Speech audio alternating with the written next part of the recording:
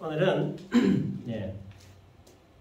전적인 하나님 은혜 구원이라는 주제 두 번째 시간입니다.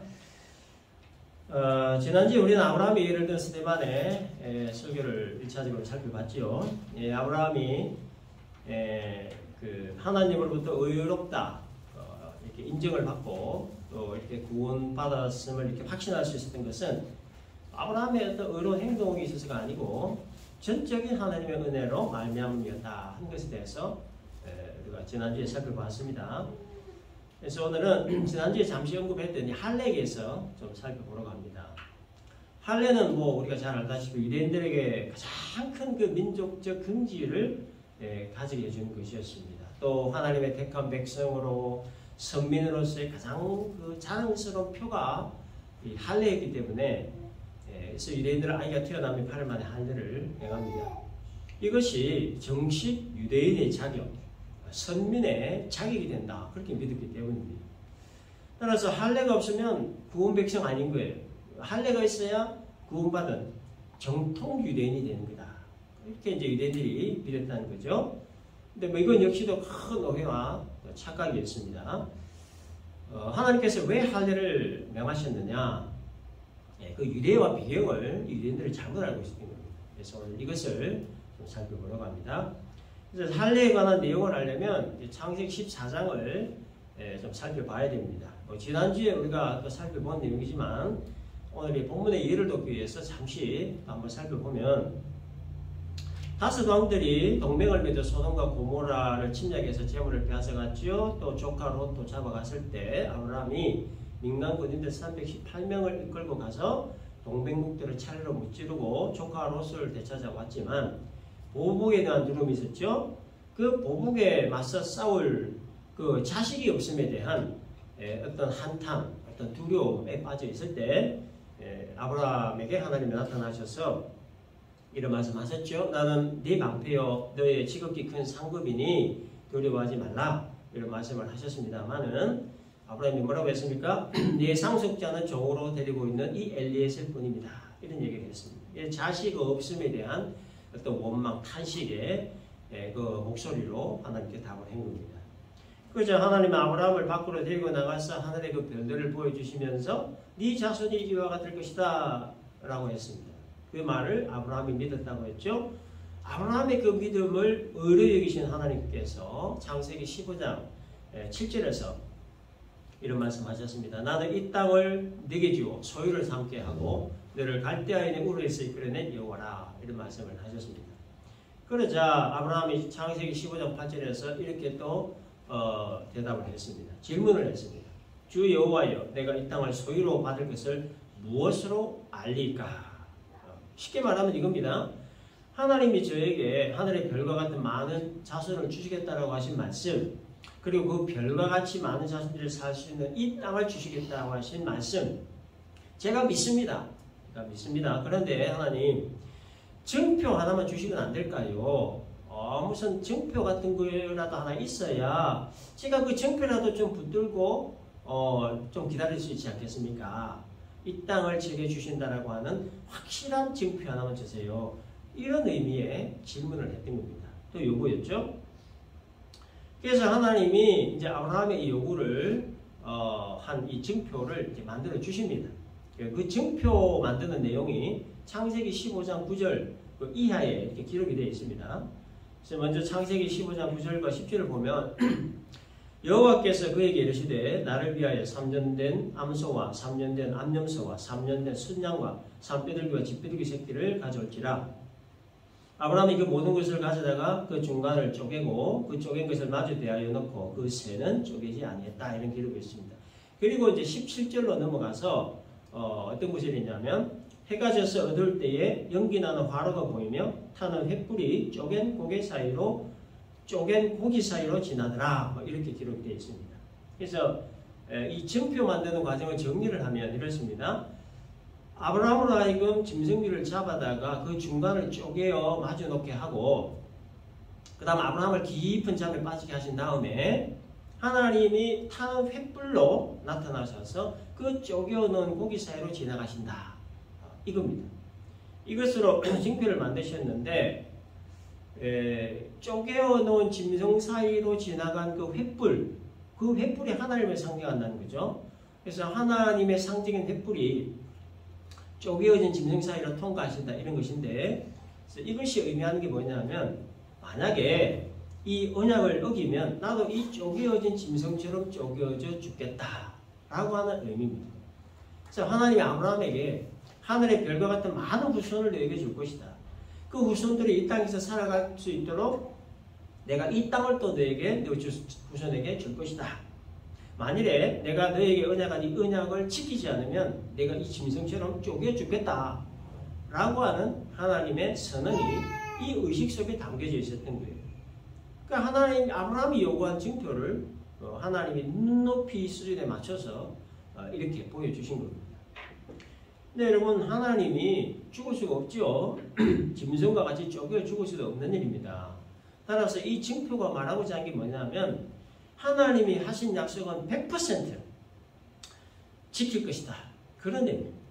아브라함이 하나님의 말씀을 믿기는 믿어도 증표가 필요하다고 하니까 아브라함 수준에 맞춰서 자기의 그 이름을 걸고 이런 증표를 만들어 주셨다는 거예요. 자신의 약속 지킴에 대한 확고한 의지를 이 의식을 통해 보여주셨다는 겁니다.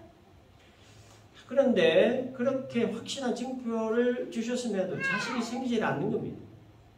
하나님이 자신의 이름까지 걸며 자식을 주겠다라고 하셨는데 이 자식이 생길 기미가 보이지가 않는 거예요.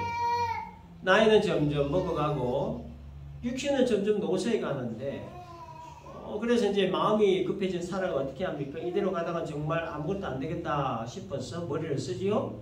여종 하가를 통해 자식을 낳아 대를 잇자. 이걸 이제 남편 아브라함에게 제안을 한 겁니다.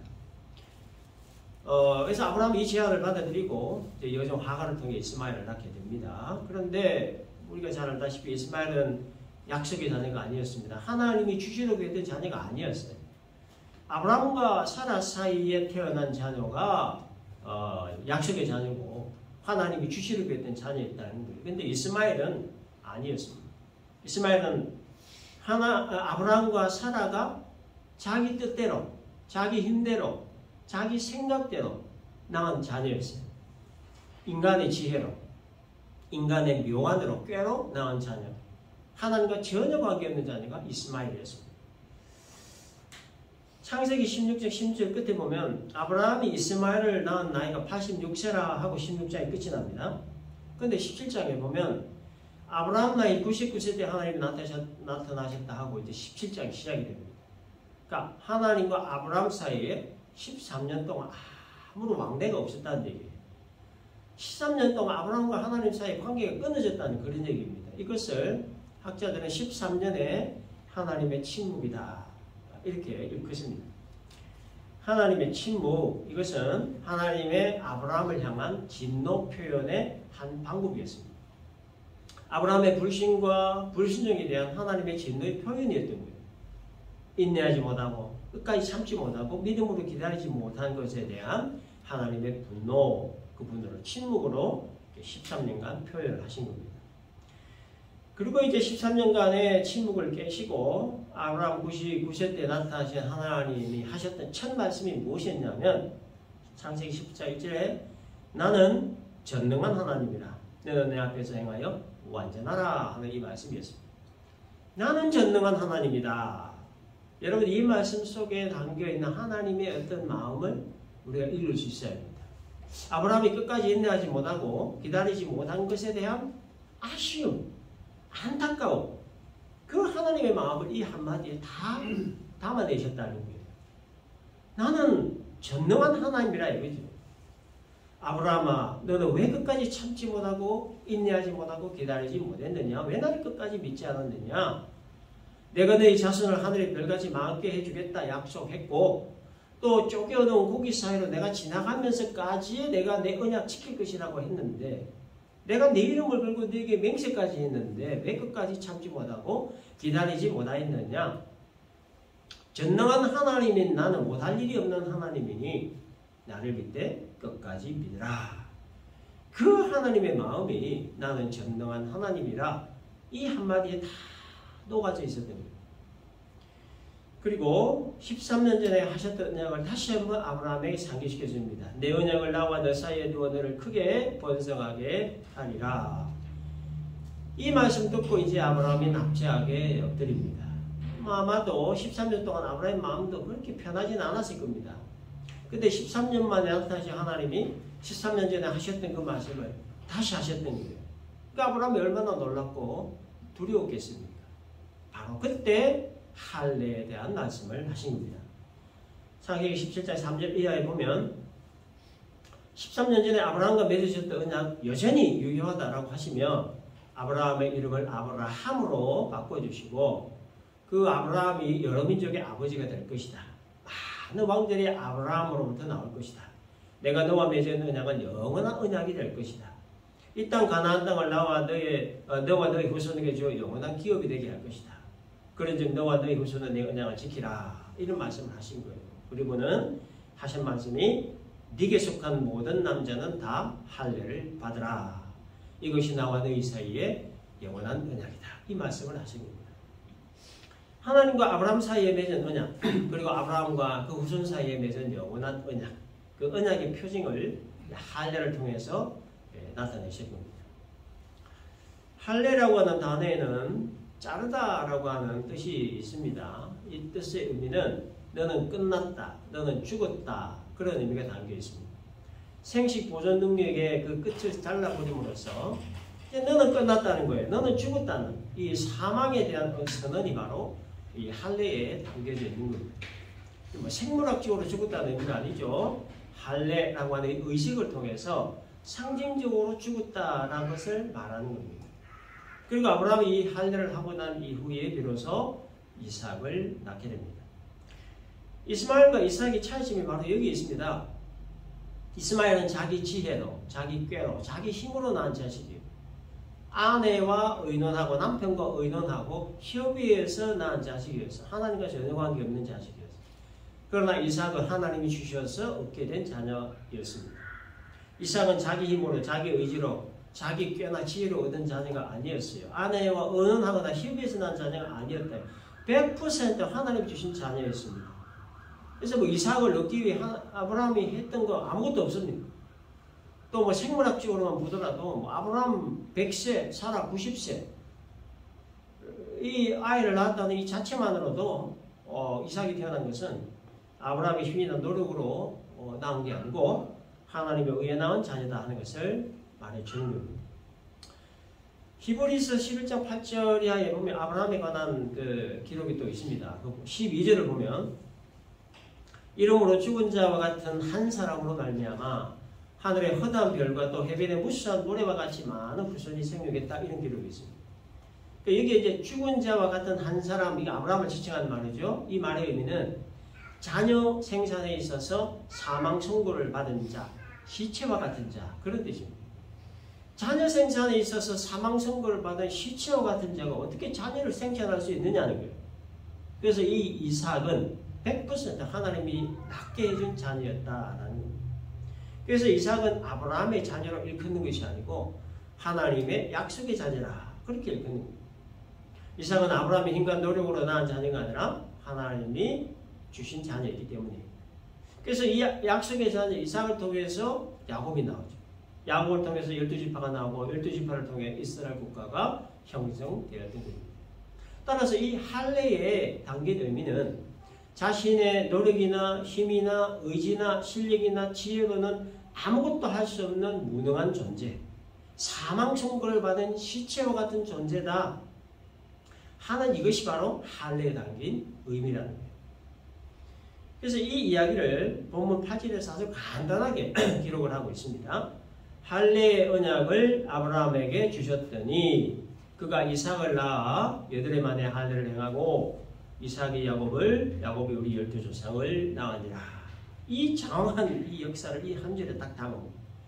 그래서 12지파를 통한 이스라엘의 건국은 아브라함 자신의 힘으로 낳은 이스마엘이 아니라 약속의 자녀 이삭을 통해 이루어진 것이고 그 약속의 자녀 이삭은 하나님이 제정하신 할례를 통해 낳은 자녀다. 그렇기 때문에 할례는 자랑할 것도 과시할 것도 울감을 가질 것도 아니다 라고 하는 것을 짧은 이 한 문장에 기록을 했던 겁니다. 근데 유대인들은 이 할례의 유래도 모르고 할례에 담긴 의미도 모른 채 그저 할례받은 자기 민족만 구원받는다 이런 선민의식에 빠져 민족적 우월감을 가졌던 것이고 할례받지 않은 다른 민족은 개나 돼지와 같은 하찮은 존재로 취급을 했던 겁니다. 자, 스데반이 이 유대인들에게 공회원들에게 할례에 관한 내용을 언급했던 이유가 바로 이겁니다. 이 할례가 어떻게 시작이 되었느냐, 그리고 이 할례에 담긴 진정한 의미가 뭐냐, 그것을 되짚어보게 함으로써 이 유대인들의 오해를 풀고 착각을 풀고 할례에 대한 올바른 이해를 돕고자 이런 설교를 해봅니다. 여러분, 이 할례가 신약시대로 넘으면서 뭐로 바뀝니까? 세례로 바뀌죠. 세례는 물에 잠기는 것을 말합니다. 죄에 물들고 찌들은 옛사람을 물에 담금으로써 옛사람이 나는 죽고 물에서 나옴으로써 새로운 사람으로 거듭나 새로운 삶이 시작된다는 상징적인 표가 세례다라는 거예요. 그래서 구약의 할례와 신약의 세례, 스데반이 유대인에게 언급했던 이 할례, 지금의 이 세례가 오늘 살아가는 그리스도인들에게 던져주는 중요한 메시지가 하나 있습니다. 그거는 그리스도인의 삶의 기초에 관한 겁니다. 그리스도인의 삶의 기초가 어디에 있느냐는 거예요. 그리스도의 삶의 기초를 어디에 두어야 되느냐? 하나님의 은혜에 두어야 된다라는 거예요. 하나님의 긍휼과 용서, 하나님의 용납과 자비, 그리고 조건 없는 하나님의 사랑과 구원, 이것이 그리스도인의 삶의 기초이고 이것이 바로 할례 그리고 세례에 담긴 진정한 의미다. 우리는 예수를 나의 구원자로 영접하고 그 믿음의 고백을 통해서 세례를 다 받았습니다. 구약으로 치면 할례 받은 백성입니다. 할례 받은 백성, 세례 받은 백성인 우리 모두의 삶의 기초는 전적인 하나님의 은혜, 전적인 하나님의 사랑, 전적인 하나님의 긍휼, 전적인 하나님의 용서, 전적인 하나님의 구원에 있다라고 하는 겁니다. 죄에 대한 하나님의 심판으로 말미암아 영원한 형벌을 받을 처지에 있었던 내가 죄의 사함받고 용서받은 백성, 사랑받고 구원받은 백성이 될 수 있었던 근거, 그 근거가 바로 전적인 하나님의 은혜에 기초하고 있다는 거예요. 그래서 나의 존재의 근거, 내 삶의 목적의 근거, 그 근거가 전적인 하나님의 은혜에 기초하고 있다라고 하는 거예요. 여러분, 내 죄 사함받기 위해 내가 한 일이 뭐 있습니까? 아무것도 없습니다. 내 죄 용서받기 위해 내가 한 거 아무것도 없어요. 내가 하나님께 사랑받을 만한 근거, 자격 역시 아무것도 없어요. 내가 하나님 나라에서의 영원한 삶을 위해 영생을 얻기 위해 천국 가기 위해 내가 한 거 아무것도 없다는 거예요. 로마서 5장 8절에 있는 말씀처럼 우리가 죄인이었을 때에 그 죄인인 우리를 위하여 그리스도께서 죽으신 거예요. 그래서 우리에 대한 자신의 사랑을 확정하셨다는 거죠. 우리가 죄인의 신분이었을 때에 하나님을 모른다 부인하고 불신하고 죄짓고 내가 내 인생의 주인이 되어 내 생각대로 내 뜻대로의 삶을 살아가고 있을 바로 그때에 나를 용서하시고 구원하시기 위해 예수께서 오시고 죽어주셨다는 거예요. 이게 바로 전적인 하나님의 은혜이고 이 하나님의 은혜가 하나님 백성의 삶의 기초, 우리 모두의 삶의 기초다라는 겁니다. 그러므로 전적인 하나님의 은혜로 죄사함 받고 구원받고 사랑받은 자의 삶의 모습이 어떠해야 되느냐? 하나님의 전적인 은혜를 의지하는 삶이어야 된다라는 겁니다. 하나님의 은혜를 의지하는 삶에 대해서 스데반은 요셉과 모세의 예를 들어서 또 이렇게 설교합니다. 요셉과 모세에 관한 이야기는 우리가 하도 많이 들어서 잘 알고 있습니다. 교회를 다니지 않는 사람들조차도 웬만하면 이 스토리 다 압니다. 형들의 미움을 받던 17세 소년 요셉이 보디발 집에 노예로 발려가고 거기서 충실히 일을 잘해서 가정총무가 됐지만 보디발 아내 유혹을 피하려다가 모함에 걸려 2년 동안 감옥에 같이 옥살이 했습니다. 바로 왕의 두 신하 꿈을 해석해 주었어요. 복직된 한 신하의 소개로 바로 왕의 꿈을 해석해 주므로 7년의 기간을 잘 준비하게 함으로 애굽을 살리게 됐죠. 이래에 애굽의 총리가 된 요셉의 아버지 야곱과 형제를 70명을 애굽으로 이주시켰다. 그래서 이스라엘 큰 위기를 모면했다. 이런 얘기입니다. 그래서 이 요셉의 중심 주제가 뭐냐는 거예요. 전적인 하나님의 은혜라고 하는 거예요. 요셉을 통해 이스라엘을 지키시고 보호하시고 그 역사를 이루어 가신 그 모든 과정, 그 일들이 전적인 하나님의 은혜에 의해서 이루어진 일이다라고 하는 거예요. 약속의 자녀 이삭을 통해 야곱, 야곱을 통해 12아들. 그 12아들 중 요셉을 통해 이스라엘 건국의 기초와 근거가 되게 했던 그 모든 일들, 그 모든 과정들이 전적인 하나님의 은혜로 이루어졌다는 일이다 하는 것을 지금 말하고 있습니다. 그러나 요셉이 죽은 후에 요셉을 알지 못하는 새로운 왕이 이스라엘 백성 수가 많아지는 것이 두려워 이제 노예를 삼기 시작합니다. 남자 아기들이 태어나면 다 죽이라 바로의 명에 모세가 살림을 받았습니다. 이거 전적인 하나님의 은혜였죠. 우여곡절 끝에 모세가 비록 바로의 양아들이 되었지만 자기 민족을 학대하는 애굽인을 쳐 죽이고 미디안으로 피신해 간 것 이건 역시도 전적인 하나님의 은혜였습니다. 미디안에서 40년 양식으로 살다가 80세 때 하나님 부름받은 거 하나님 은혜. 노예로 있던 이스라엘 약속의 땅 이스라엘 백성들이 약속의 땅 가나안으로 이끌고 가라. 그 명을 받고 바로 앞에 서게 된 모세가 10가지 재앙을 이렇게 바로를 눌렀죠. 그 하나님의 은혜라는 거예요. 장전 60만 어린아이 노인 다 합쳐 약 200만 명의 백성들을 이끌고 약속의 땅 가나안을 향해 가는 도중 홍해 앞에 서게 되었을 때 그 홍해를 갈라 건너가게 한 것도 전적인 하나님의 은혜였습니다. 광야에서 구름기둥과 불기둥으로 이스라엘 백성 지키신 것, 만나와 메추라기로 먹이신 것, 반석에서 물을 내어 마시게 하신 것, 발이 부르지 않도록 해주신 것, 옷이 휘어지지 않도록 입혀주신 것, 이 모든 일들이 다 전적인 하나님의 은혜에 의해서 했다. 그러나 하나님의 전적인 은혜로 말미암아 이스라엘 백성들이 노예에서 해방되어 출애굽하고 배고프지 않게 하시고 목마르지 않게 하시고 춥지 않게 하시고 덥지 않도록 보살핌을 받았음에도 불구하고 백성들이 어떤 짓을 했습니까? 본문 39절 40일절에 이렇게 기록되어 있습니다. 우리 조상들이 모세에게 복종하지 아니하고자 하여 거절하며 그 마음이 도래 애굽으로 향하여 아론들을 이르되 우리를 인도할 신들을 우리를 위해 만들라. 애굽 땅에서 우리를 인도하던 이 모세가 어떻게 되었는지 알지 못하노라 하고 그때 그들이 송아지를 만들어 그 우상 앞에 제사하며 자기 손으로 만든 것을 교포했다 기록합니다. 여러분 이것을 딱 한 사자성어로 뭐라고 합니까? 배은 망덕이라고 하는 거죠. 배은 망덕. 하나님의 은혜를 모르고 틈만 나면 하나님을 배반했던 이스라엘 백성. 하나님께로부터 계명받기 위해 시내산에 올라가 있던 모세를 기다리지 못하고 그 40일 못 기다리고 그 새를 못 참고 금송아지 형상 만들어 그 앞에 절하고 뛰어놀았던 이 백성들. 그 배은망덕한 이스라엘 백성들이 유대인이 조상이다라고 하는 것을 이 유대인들에게 스데반의 설교를 통해 지금 알려주고 있는 거예요. 그 배은망덕한 백성들을 하나님께서 진멸하라고 하셨어요. 근데 모세의 간절한 기도로 뜻을 돌이키셨습니다. 그 하나님께서 아브라함에게 약속하신 가나안 땅을 반드시 줄 것에 대한 언약의 징표로 쪼개어진 동물새를 지나가셨고 그 언약 지키시기 위해 여호수아와 갈렙 그리고 출애굽 이 세대를 가나안 땅으로 인도하셔서 그 땅들을 차례로 정복하게 하시고 각 지파대로 땅을 분배하게 하심으로 아브라함과 맺은 언약을 완벽하게 하나님이 지키셨습니다. 이후에 다윗과 솔로몬 시대를 거쳐서 남유다와 북이스라엘로 갈라지게 되었죠. 그 북이스라엘은 여로보암의 종교정책에 따라 산당을 짓게 되었고 절기의 날짜를 마음대로 바꿈으로 인해 극심한 우상숭배, 종교 혼합 등으로 북왕국 이스라엘은 결국 악스로에 패망했습니다.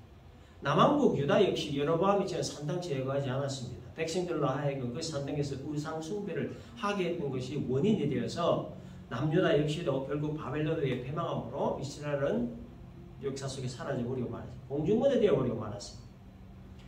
스데반이 이 아브라함으로부터 요셉과 모세 그리고 다윗과 솔로몬을 거쳐서 이스라엘의 패망에 이르기까지 이스라엘 역사에 관한 전반적인 과정에 대해서 설교를 하면서 스데반은 공회원들의 마음을 굉장히 불편하게 하는 말, 결정적인 말을 합니다. 51절을 보면 목이 곱고 마음과 귀에 할례를 받지 못한 사람들아 너희도 너희 조상과 같이 항상 성령을 거스르는도다. 목이 곱다는 표현은 뭡니까? 교만하다는 말이죠. 마음과 귀에 할례를 받지 못했다는 말은 뭡니까? 영적 진리를 깨닫지 못하는 무지한 인간이라는 그런 뜻이에요. 하나님께 대한 원망과 불평, 불순종, 교만, 영적 무지 이런 것들 때문에 결국 이스라엘이 패망했는데 그들의 후손이 이 유대인들조차도 영적인 그 진리를 깨닫지 못하는 무지한 상태와 교만에 빠져 있다고 하는 것을 계측설적으로 선언을 한 겁니다. 그저 할례 받은 민족이라는 것에만 의미를 두고 할례에 담긴 진정한 의미를 모르는 정말 마음과 귀에 할례 받지 못한 유대인들 목이 거둔 유대인들이 성령을 거스르고 있다. 하나님을 대적하고 있다. 그런 의미로 이렇게 설교를 한 거예요. 그리고 52절과 23절에서 스데반은 유대인들이 선지자를 죽였다, 메시아를 죽였다, 율법을 어기고 하나님을 거스렸다 라는 등등의 죄악들을 폭로하면서 회개를 촉구하죠. 그래서 이 말을 들은 유대인들이 뭐 편할 리가 없죠. 54절 보니까 이 말을 듣고 마음에 찔려 그를 향하여 이를 갈거니라. 이를 갈았다고 했습니다. 왜 이를 갈았겠습니까? 자신들의 숨어있는 죄악을 너무나 정확하게 들춰냈기 때문에, 폭로했기 때문에. 스데반은 이미 순교의 각오를 하고 이 얘기를 한 겁니다. 이미 모함에 걸려서 거짓 증인들의 거짓 증언까지 나온 상황에서, 그리고 주변에 있는 모든 유대인들과 공회원들이 대동단계를 하는 이 상태에서 이게 뭐 사실이냐라고 뭐 그 질문을 했을 때 구차한 변명 뭐 이런 거 하지 않고 마음에 아마 작정을 한 것 같습니다. 순교의 각오를 했던 것 같습니다. 빠져나가려고 구차한 변명하지 않기로 결심하고 자기가 알고 있는 그 복음의 내용, 그 이스라엘 역사 내용을 이들에게 확실하게 전달하고 담대하게 증거를 했던 겁니다. 그래서 유대인들이 이를 갈기 시작하자 이제 분위기를 감지한 스데반이 하늘을 봤습니다. 하나님 우편에 서 계신 예수님을 봤죠. 그리고 스데반이 예수님이 하나님 우편에 서 계신 것을 본다 이런 얘기를 했습니다. 그래서 유대인들이 이제 큰 소리를 지르고 이제 귀를 막고 스데반에게 달려들어서 성 밖으로 집어 던지고 돌을 던졌습니다. 로마의 사형 집행법 따르지 않았어요. 아무런 법적 절차 없이 격해진 감정만으로 스데반 입을 막으려고 했고, 그래서 결국 직도 심판으로 이제 죽여버렸습니다. 그래서 당시 유대인의 처형 방법은 먼저 사형 판결받은 사형수를 3.5m 정도 되는 곳, 그 사형 집행 장소에서 아래로 떨어뜨린 후에 그 사형수가 죽지 않았을 경우에는 크고 무거운 돌들을 그 사형수에게 던져서 죽게 했다라고 합니다. 그리고 사형수에게 돌을 던질 때는 증인들이 먼저 던진 후에 주위 사람들이 던졌다고 합니다. 근데 당시에 이 공회에 모여있는 유대인들은 뭐 이런 뭐 아무 법적 절차 없이 격해진 감정으로 스데반을 성 밖으로 집어 던지고 돌을 던져 죽였던 거예요. 결국 스데반이 예수님이 하셨던 마지막 기도와 같은 기도를 하고 순교하게 됩니다. 59절 그들이 돌로 스데반을 치니 스데반이 부르짖어 이르되 주 예수여 내 영혼을 받으시옵소서 하고 무릎을 꿇고 크게 불러 이르되 주여 이 죄를 그들에게 돌리지 마옵소서 이 말을 하고 자니라. 이 스데반의 순교로 예루살렘 교회에 대박해가 시작됩니다. 그런데 이 박해는 이 박해를 피해 뿔뿔이 흩어진 성도들에 의해 오히려 복음이 확산되는 그런 효과가 나타났습니다. 그래서 스데반의 순교의 피가 이 기독교 복음 전파와 확산에 큰 밑거름이 되었던 거죠. 이렇게 해서 이제 스데반 설교 내용 두 번에 걸쳐서 우리가 살펴봤습니다. 깨달아야 될 거 하나가 있고 적용해야 될 거 하나가 있습니다. 깨달아야 될 것은 우리의 삶의 기초는 전적인 하나님의 은혜에 있다라고 하는 겁니다. 우리가 예수를 알고 믿음으로 죄사함 받고 구원받고 천국과 영생 얻고 오늘도 이렇게 하나님께 예배하는 백성들의 이 모든 것들이 전적인 하나님의 은혜에 의해서다라고 하는 겁니다. 무엇 하나 하나님의 은혜가 아닌 것이 없다는 거죠. 하나님 은혜가 아니면 우리의 존재에 의미가 없다는 거예요. 삶의 가치가 없다는 거예요. 하나에서 열까지 처음부터 마지막까지 모든 것이 하나님의 은혜라는 거예요. 이 사실에 대한 분명한 깨달음이 우리에게 있어야 된다는 것이고, 적용해야 될 것은 우리의 존재 의미, 삶의 기초가 하나님의 은혜이기 때문에 은혜 받은 자의 모습을 항상 유지하면서 살아가야 된다는 거예요.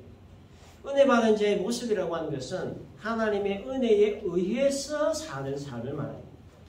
하나님 은혜 없이는 한순간도 살지 못하는 무기력하고 무능력한 나의 나됨을 알고 하나님의 은혜를 사모하고 갈망하며 언제나 하나님의 은혜에 의해 사는 삶, 이것이 은혜 받은 자의 삶의 모습이다 라는 겁니다. 오늘의 이 말씀 잘 기억을 하고 전적인 하나님의 은혜로 구원받은 우리 모두의 존재의 의미 그리고 삶의 기초가 하나님 은혜임을 우리가 항상 기억을 하고, 그래서 하나님의 은혜를 날마다 사모하고 갈망하며 언제나 하나님 은혜에 의해 살아가는 그런 지혜롭고 복된 인생 우리 모두가 되기를 주님의 이름으로